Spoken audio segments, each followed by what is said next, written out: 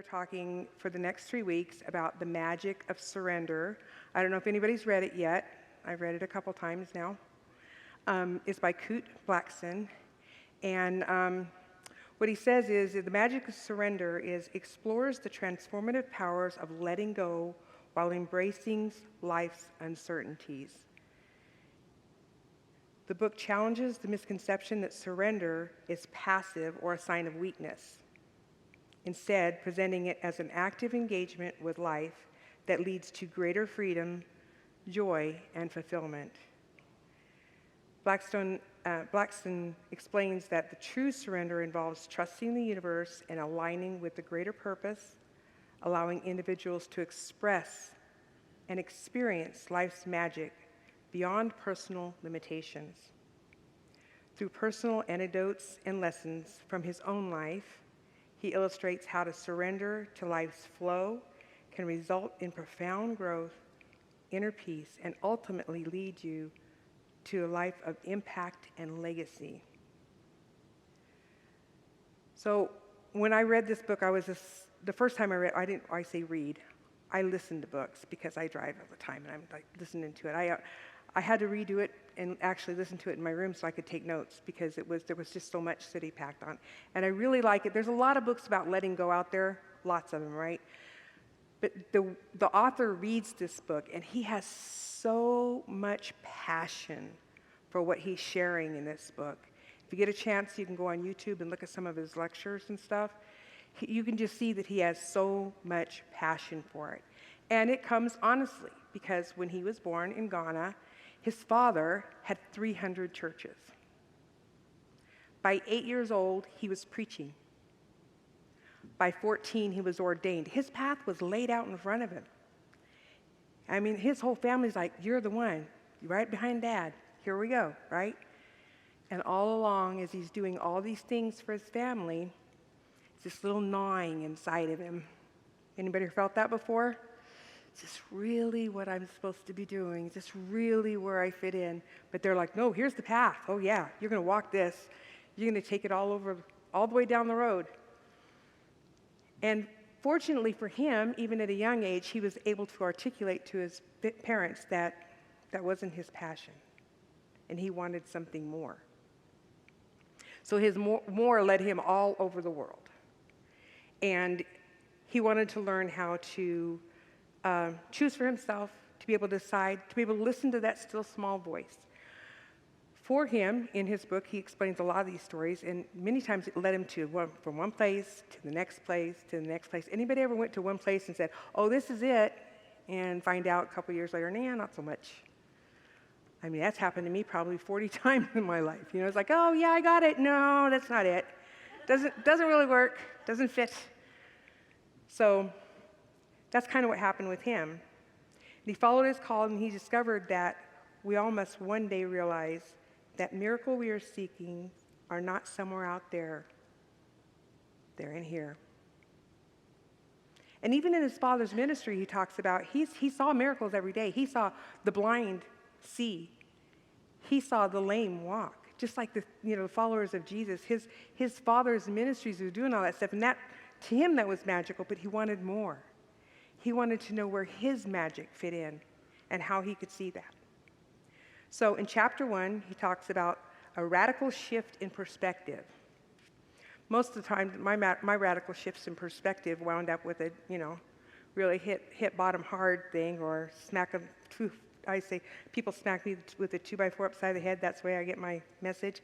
Hello, listen. Sometimes it was something really drastic for me. At least that was for a long time. It's not that way anymore, thank goodness.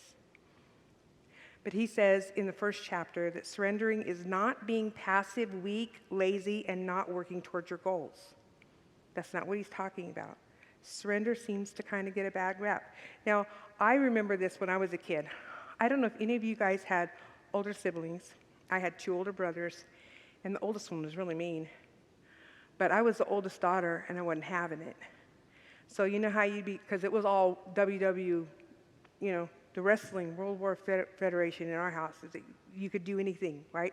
Right there in front of the parents. You'd be fighting and wrestling, and they'd just go, whatever, smoke their cigarettes and watch TV, So I mean, we'd be in an all-out down, and you always, when they got you down, it was always give up, surrender, give up. You know what? I never would. And that's just when people ask me, how are you? And I say, I'm honoring. Yeah, I would never give up. I mean, I would lay there and cry all night if I had to. They always walked away later, sooner or later, because I wasn't going to give them the satisfaction, because then they'd do it to me again. Because giving up to me at that stage in my life meant that I was too weak to take care of myself. And what Blackson is saying is that's not what surrender is about. It has been given up, giving a bad rap. We're conditioned by measuring sticks, okay? These are either self-imposed or imposed by our community or our world. How do you measure your life, right? So one of the ways we measure our life is we get through school, we go to college, we get married. We have all these milestones that we got to meet. And when we get to the next one, oh, we've done so good. This is our measure of a life. But that's not who we are. That's just a step on the stone. It's not the way we really need to measure who we are. And most of the time, it leads us to places that trap us in our mind, right? So how do we really want to measure ourselves? And how do you want to fit into a life that was built for you? Either you constructed it with your mind, like growing up, you know, some people hear messages like, well, you're not good enough. Or you'll never amount, well, the big one from my family was you'll never amount to anything. Or who do you think you are? That always kept me down for so many years. Who did I think I was? I can't tell you till I had enough therapy before I finally figured out I know who I am. You know? And what was said then was meant to keep me in my place. It was a way of parenting that they did back then, at least in my family. But it left a big enough mark that I can tell you I don't say that thing. I don't say it to anybody I know. I'm not going to repeat it. I didn't ever repeat it to my children, to the stepchildren I raised, and to the grandchildren I'm now raising. Because I know what it did for me. It made me think that I had these limits on me, that I couldn't be what I wanted to be. Didn't matter how I felt. And I don't know about any of you, but I always felt out of place my whole life. I remember thinking when I was just little, I mean, I couldn't have been in kindergarten. Who are these people and why am I here? I just couldn't understand. The way they were behaving and the things that were coming out of their mouths was like, I can't possibly belong to these people, you know? My father was, does anybody remember Archie Bunker? I kid you not, even looks like him. My dad was taller and heavier, but he was the same person. That prejudice, big mouth, you know, everybody was wrong except for him and his race and men, you know, and that's how we grew up. And it's just like, I had this little box, I had to stay in my place. I had limits set on me. You know, the measuring stick for me was stay where you're at because you don't belong anywhere else. You'll go or you'll get what I tell you you can have. So some of these are imposed by external ones like I talked about. Some of them are imposed by ourselves. Our wee little brain called the ego, right? The ego wants to tell us not only how we should be, where we shoulda, coulda, woulda been, but it also wants to tell us that we haven't done it right or that we're not good enough or whatever it is, that we're going to limit it. You can't possibly make enough money to drive a Jaguar. You know, you can't possibly make enough money to have a nice house right now, even put food on the table. Because it keeps us limited. And some people's ego's the opposite, you know, they overblown egos and they don't make it there. But for the most part, either way, it gives us this box, it creates this prison around us because it limits who we think we are and what we think we can do. And the ego is not our enemy. A lot of people think, oh, I have to get rid of my ego. No. We have to control our ego. Just like I have an autistic grandson, and he's probably 240 pounds now, about 6 foot, and he has really sincere, deep anger issues. And when they pop up, he just doesn't know how to control himself. So I start building the whole thing about You can have anger all you want. Be mad. It's what you do with that mad that worries me and who's in the way, So we can have these thoughts, we can have this ego that's trying to control us, but are we going to let it shut us off from our good? Are we going to let it shut us off from our magic? From who we really are supposed to be in the path? So we're going to keep it in check. And it's a tool, just like any other tool that we have in there, but we got to make sure we just monitor it and make sure that it's not leading us, it's assisting us. It can be in the passenger seat, well, maybe the back seat, because God and you're in the front seats. But anyway, you know what I mean? He can be on the next seat over because it's not going to lead me where I need to be. And I will take it into consideration what it has to say to me, because it actually is primitive part of the brain. It actually is there to help save us. So it's part of the brain, but in the society we live in now, that's very rare that we need that kind of part of the brain. So just keep it in check. And when we start letting go of what we can't control, even the things we can control, we start releasing that ego and saying, it's okay. This will be okay. We're going to let God work God through me. So he says here that one of our major questions is, what is it that is seeking to express or manifest, create through you? Is there a dream in there somewhere? Is there something that you thought, I might dance, or I might sing, or I might paint, or I might start my own company, and all of these other things, all these measuring sticks and all these cages and all these limitations have been holding you back from even thinking that it might be a spark? He wants us to recognize if there's something inside there which he says is our goal in life. I can't give you the end of the story because I'm only doing the first 2 chapters. But it's about letting it go and letting God be God through us. And getting out of our own way. I used to tell one of my sponsors years ago, I've been in recovery for almost 30 years, and I told her, I am my own worst enemy. And she said, yeah, you keep affirming that, don't you? Then when I found unity, I was like, oh, maybe I don't want to use that affirmation. I don't want to be my own worst enemy. I want to be my own best friend. And I want to give space and open up and let those dreams come in. Because as long as we're constricting and not allowing ourselves or caging ourselves or limiting ourselves, we don't have room to breathe. Even if you just think about it for a second, anything that's caving in almost takes your breath away. But when it's opening up, it's like it becomes lighter around you. I work with energy a lot, so I can feel like this light breeze when that happens, when somebody just opens up and expands and becomes who they're supposed to be. And in those years, I reminded myself about the self-sabotage, never to go into my mind alone. Because there was too much in there that would, all these negative things, all these hurts and all these happenings and all this self-sabotage. I went through therapy, I had sponsors, I had friends that I could sit and talk with. Anytime something like that came up, I had to get it out on a journal and then talk to them, because my limits, what I was told or what was conditioned in me or what I just assumed on the behalf of all the conditioning, that limited me so much for so many years. And we do this to ourselves, and it's not, and Coote says, like, why, can't really figure out why we start it, maybe, but when we recognize it, we can move past it. We don't have to hold on to it.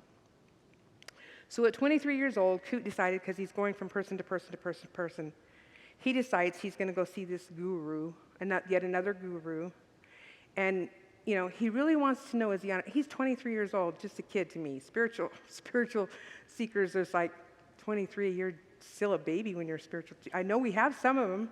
I see them, but it's just like, wow, you're learning so much. One of my granddaughters are one of them. They learn so fast. But me, I bumped heads till I was like 36 or 37. But he was 23, and he goes to see this guru up in this hill, up on a mountain that, some kind of hermit. And he had set his expectations about what this guy looked like and everything, and he was going to be all, in sandals and, the flowing gowns and stuff. He gets there, it's just this guy in some sweats, some flip-flops. And he's like kind of shocked because he's thinking, this guy's supposed to be a guru? And he sits down with him and he talks to him, and the guy realizes very quickly that Coot's looking for him for the answers. And he's just like, am I going the right way? Am I where I'm supposed to be? Did I miss my opportunity? And the guru said this: if you think you can screw up God's plan, rest assured you are not that powerful. You are not. Thinking that we can control things is an actual addiction. If we keep it in control, then we have control over it. It'll go our way, and it just doesn't work that way. I have let go of things so many times they had claw marks in them. You can have it. No, you can't. Or you can have it, God. No, you can't.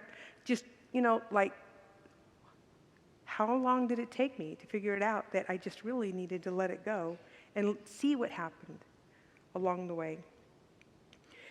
And sometimes this is hard and sometimes it's scary. But I'll offer you this, was told me many, many years ago. You start with just being willing. Maybe you can't get there, but if you wake up every day and say, I'm willing to let go of something today. I'm willing to look for that. When I see that one thing, I'm willing to let that go just for today, just for an hour, just for 10 minutes. Be willing. That willingness gets longer and longer and longer until it becomes an actual something that you can do, something you can actually let go of.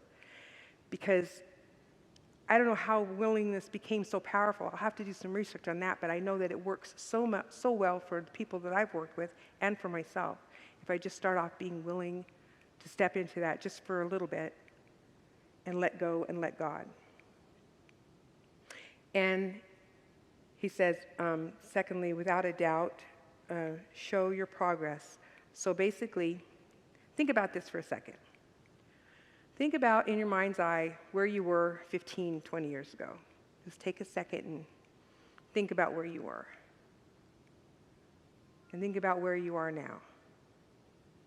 And I can bet you that every person in here is in better shape now than they were then. They have actually gone, spiritually, you've learned so much, you've grown so much, you've become so aware of who you are. So everybody wants to go, if I turn the switch, if I become willing, or if I do it now, then tomorrow I'll wake up and it'll work. It's not going to happen like that. It's progress. It's, as they say in 12-step, progress, not perfection. Progress, willingness and progress. And to keep that ego in check, because you want to move from ego force to soul power, he says. Well, in chapter 2, he talks about leveling up the lies we tell ourselves. The ones that I coulda, shoulda, woulda, can't do that.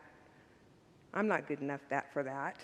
He says it takes courage to be the one to call on the lies. Stand up for yourself. Stand up for others. Speak the truth. It's so easy for me to stand up for someone else. The school calls and says, hey, I'm not like Johnny on the spot. I'll get down there and talk about those kids. I'll be like, hey, Grandma Bear right there. But then when someone violates a boundary on me, I'm just like, they really meant that. Why would I do it one way and do it another? Standing up and facing the lies that are going on around you makes perfect sense when you want to evolve. Our lies can keep us stuck, just like our ego can keep us stuck. And I don't know about you, but I don't always want to be stuck in this dimension. I'm actually hoping I can keep growing and keep transforming and becoming who I'm meant to be in my life. You think that ministers get up and go, oh yeah, we're done. No, we're not. We do a lot of work as ministers, just keeping on top of who we are and transforming ourselves. So my perspective is that lying to ourselves is, again, self-sabotage, and it holds us back from being our best selves. We need to learn to let go And if we can't let go, be willing to let go. Every day when you wake up, just say, just today I'm willing for this, X. Start with one little teeny thing. Because we really do know what we can control. We just want to control more than we actually can. And his whole premise of the whole book is there's magic when you can surrender that and step back and let the magic happen around you. Sometimes people do this by, trying to stay in control as they stay in jobs that they don't want or don't like. I was in IT for a long time, 25 years. I was in the IT field.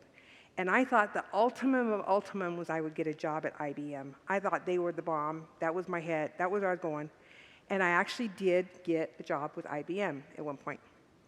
I worked there about 3 months, and I go, what was I thinking? Oh, my goodness. It was so not me. Can you see me being a critical incident manager in IT, behind IT desks, getting people from all over the world to log in and do their stuff? What was I thinking? I had those little things in my mind going, oh yeah, this is it. No, it wasn't. I wasn't listening to my heart. I was thinking with my mind. Self-honesty allows us to stop resisting life and start listening to our inner, authentic guidance. So be honest with yourself. To thine own self be true, right? Be honest. And honesties can be hard sometimes, especially when you've convinced yourself of something, XYZ, for your whole life. Sometimes it can be hard to face that and go, that's not really true. It makes all the difference in the world when you can. One of the things I do with the ladies that I work with, I often work with women that have been traumatized for long periods of time in their lives. And I give them, the first thing I do when I meet them is I give them some 2 different colors dry erase markers. And I tell them the mirror is your friend.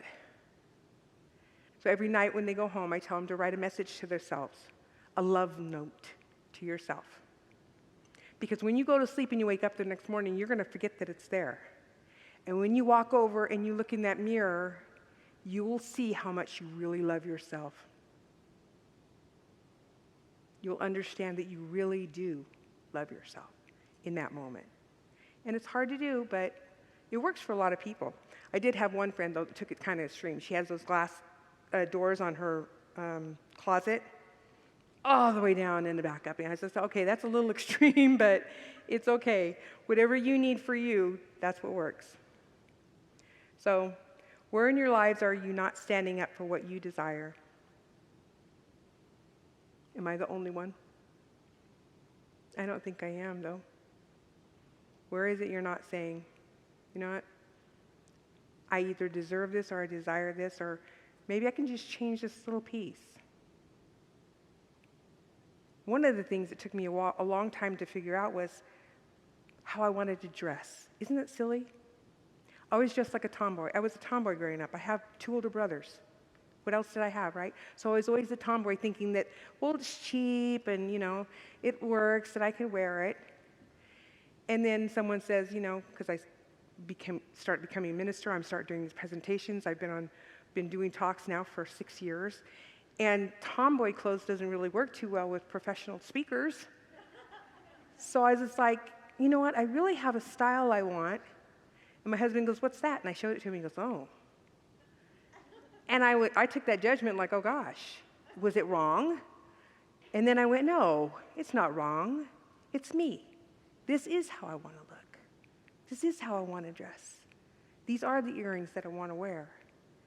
And this is the way I want my hair cut. Doesn't always go over great, but it works when you decide this is what you want for yourself. I know it seems like such a simple thing, doesn't it? But when you start taking that, this is really what I want. Just like coming here to Phoenix. It was coming home to where I was before. And we have a house in Southern California. And he's like, whoa, what about our house? What about this? And I said, I'm going to Phoenix. I love you. You're welcome to come. Whatever you want to do. But it was just, that's what I wanted. I actually took the step to do what I wanted. And when you can do that, it feels so great. So he says, we cannot live a happy and fulfilling life if we are not doing what our soul calls us to do. I read another author. I'll talk about him real quick before I stop here. Parker J. Palmer. Has anybody heard of him? He's a Quaker and an author, and just amazing. He started the Center for Renewal, Courage and Renewal up in, I think it's in Washington. I've been to several of his retreats, not him starting them, but his organization's retreats.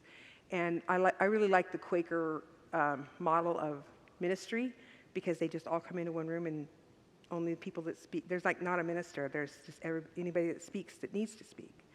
But anyway, he had the first introduction I had for him was in a book called Living a Divided Life. And in it he talks about, we walk this way, but we talk that way. Who are we? Because as long as those two aren't the same, we're divided. Our actions have to match our words and have to match who we are inside. Otherwise, we're not being true to ourselves. And that's kind of what Kute Blackson is saying here, is to understand that your truth is that you have what you need. It's inside of you if you'll listen. Listen in the silence. We talk a lot about that unity. Listen in the silence. Hear it. Acknowledge it. And keep those messages and self-sabotage and the ego just at bay long enough to start experimenting with it. And the next 2 weeks, you're going to get to hear more about the book. I really want to go further, but I can't do that. So I will share this with you that Parker Palmer says this is my last thing. A fault line runs down the middle of my life. And whenever it cracks open, divorcing my words and actions from the truth I hold within, things around me get shaky and start to fall apart. And that happens to me too.